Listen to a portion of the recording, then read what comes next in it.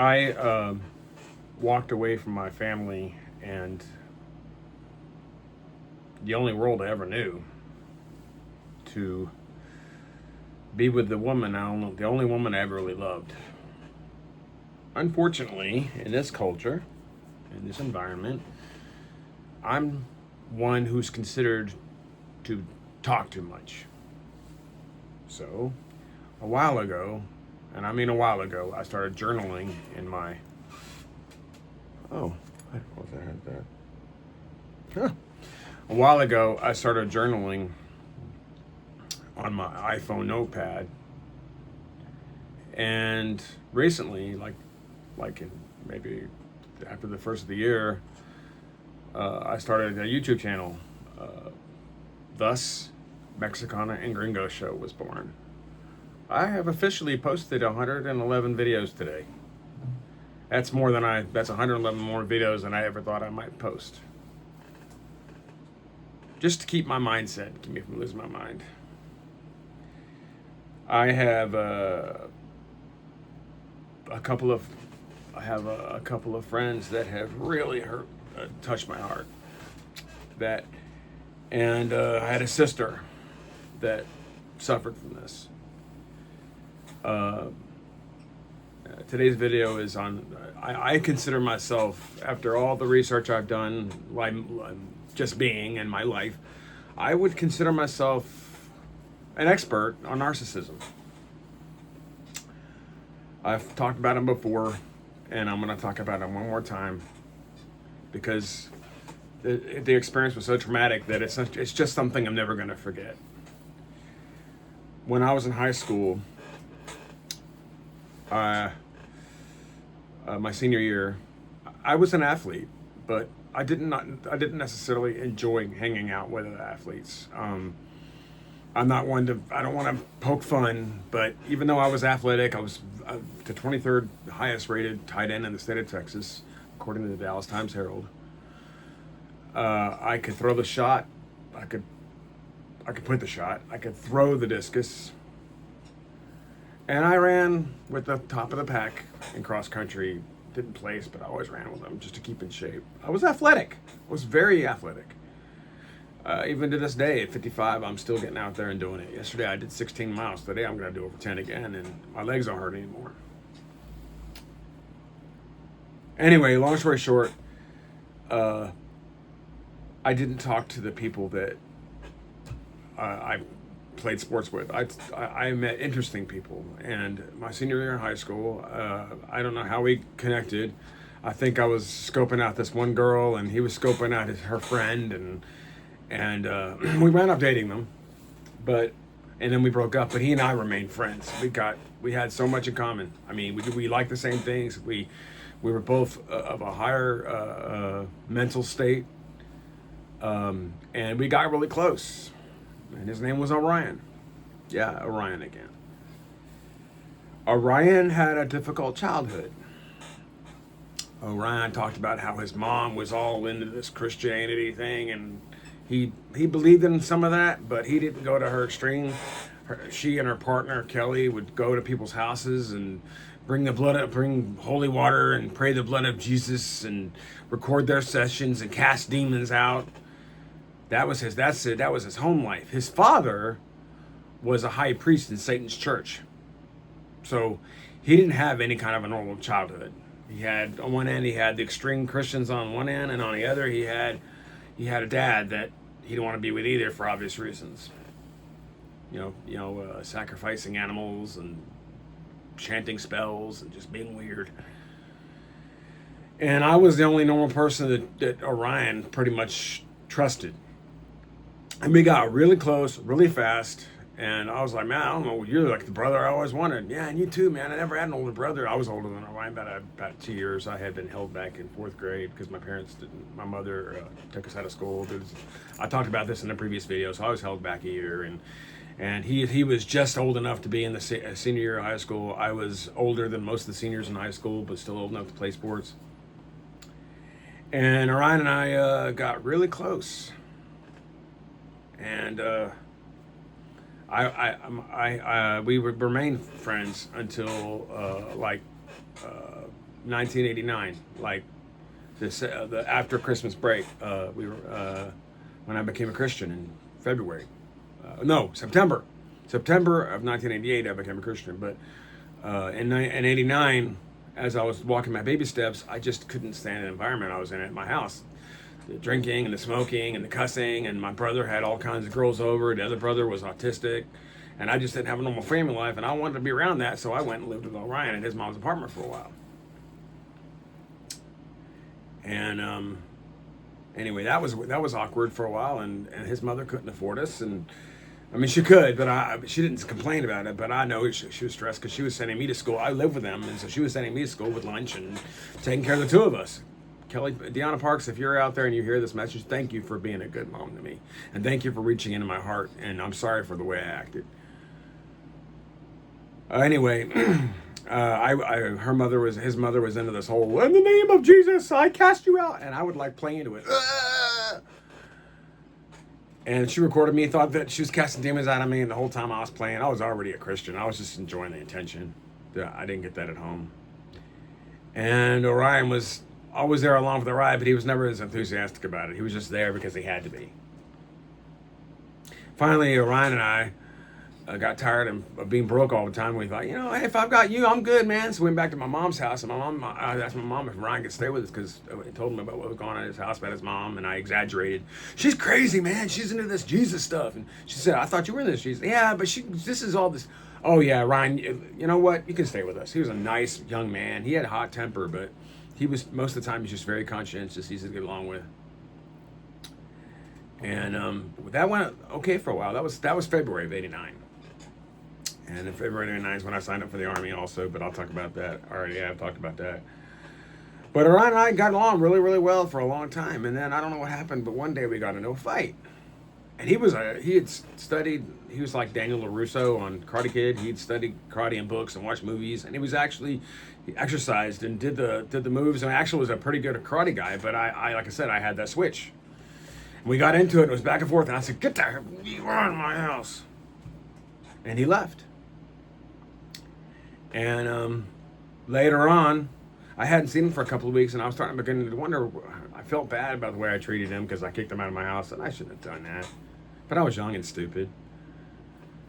And later on, one of my friends comes over and tells me, "Did you hear what happened to Orion?" And I was like, "Yeah." I threw him out. He goes, "No." He's like, "Haven't you noticed he's been gone for a while?" And I go, "Yeah, I just figured he went to live with his dad." He's like, "No, he didn't go live with his dad. He's dead. He's been erased from life." I was like, "What?" And he's like, "Yeah, they found him hanging in a tree over there in that park behind the Bedford Boys Ranch."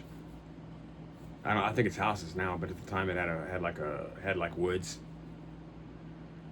And the medical examiner said that he brought a belt and a pellet gun and chose the tallest limb in the tree that would hold his weight. He wasn't a big guy; he's probably 140 pounds, shorter than me. I'm 6'4". He was like 5'7", 5'8".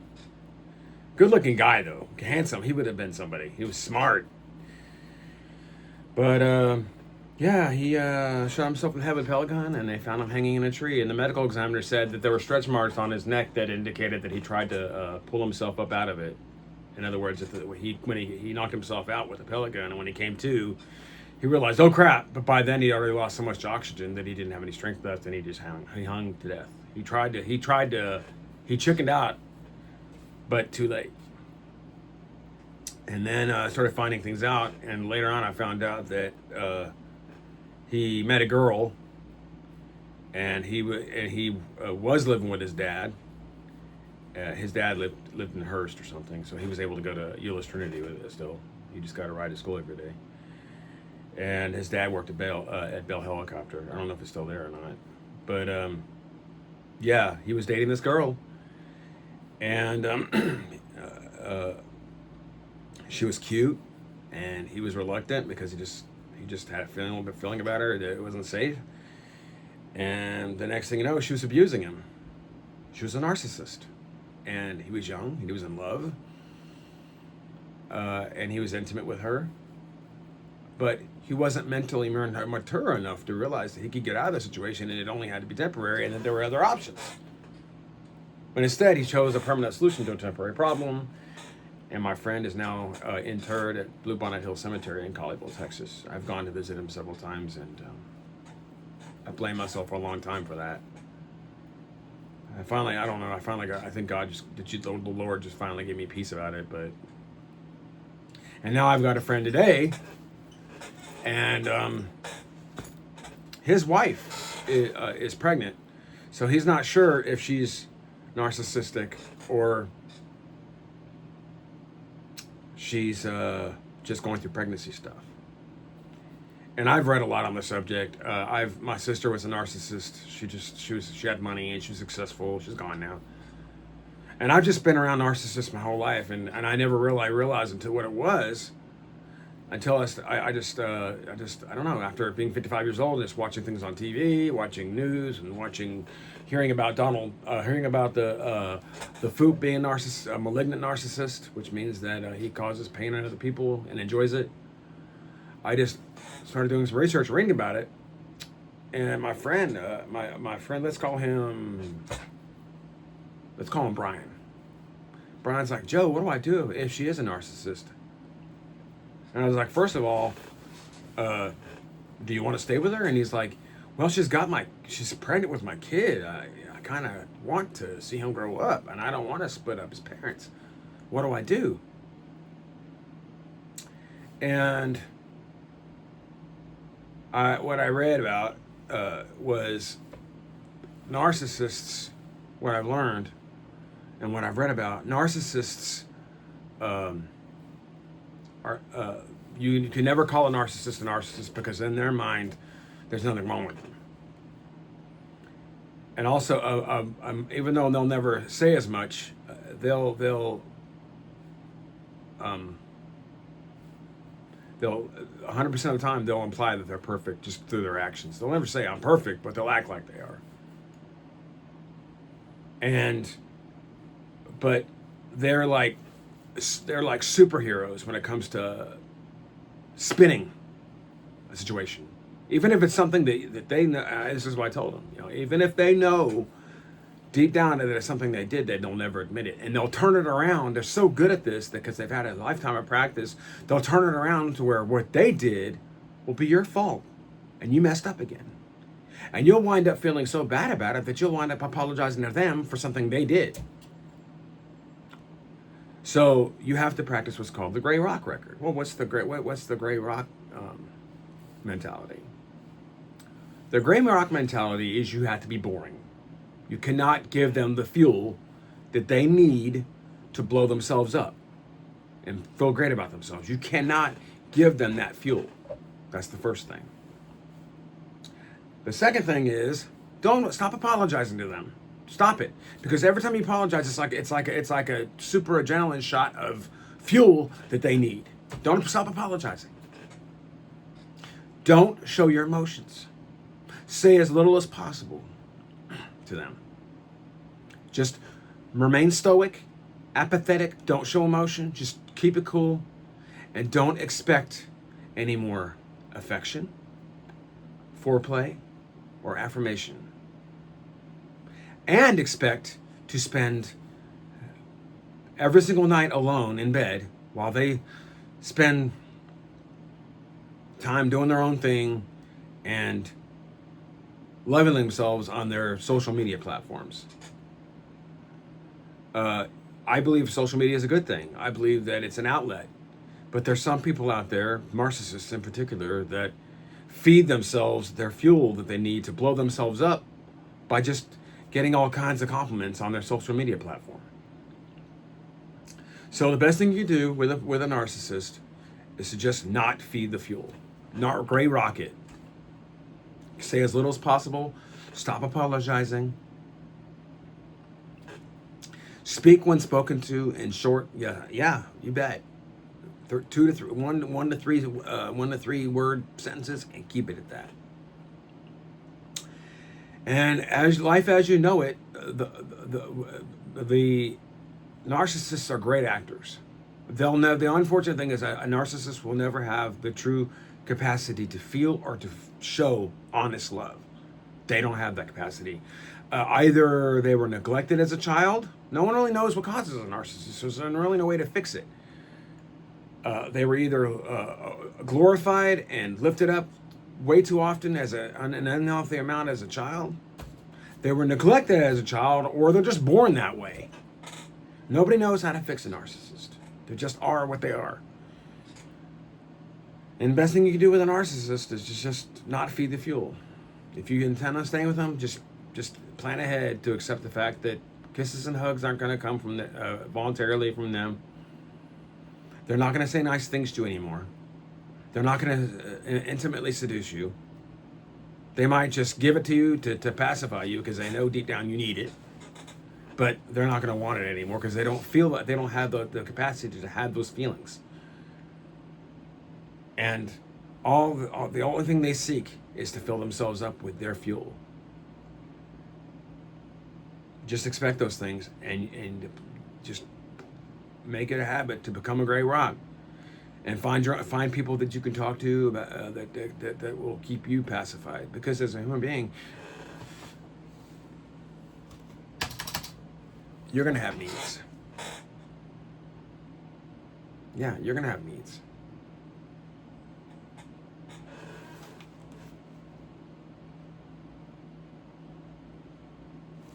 You're gonna have needs. Because you're human. Most normal people with normal feelings, with normal mentalities, need fellowship, whether it's at church or in life. So find someone you can talk to. I talked to Brian. Technically, Brian could be my boss for all I know. And Brian feeds me the fellowship I need, and I feed him the fellowship he needs, and we're there for each other. If Orion was still alive today, I know he'd still be in my life. We got that close. He was just one of those once-in-a-lifetime kind of friends. But don't do anything drastic or stupid, like just anything stupid. Just realize that if you want to stay with your narcissist, just be a gray rock. Anyway, that's it for today. If you guys want to criticize what I talked about, feel free to do so. If you want to encourage what I talked about, please do so, and I'll work on doing what you guys did to encourage me. And if you live, I'm sorry for you guys out there that live with a narcissist. My sister, one of the best friends I ever had's girlfriend, my battle buddy, my current military closest friend, our president. Narcissists are all around us, and if you realize you're around one, the best thing you do is don't feed them the fuel supply. That's it in a nutshell.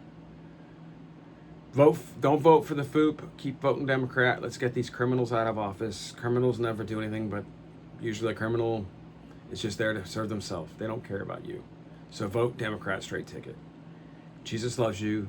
He knew your name, and he thought about you when he was on the cross. God bless each and every single one of you. I love you very much, and I'll talk to you tomorrow.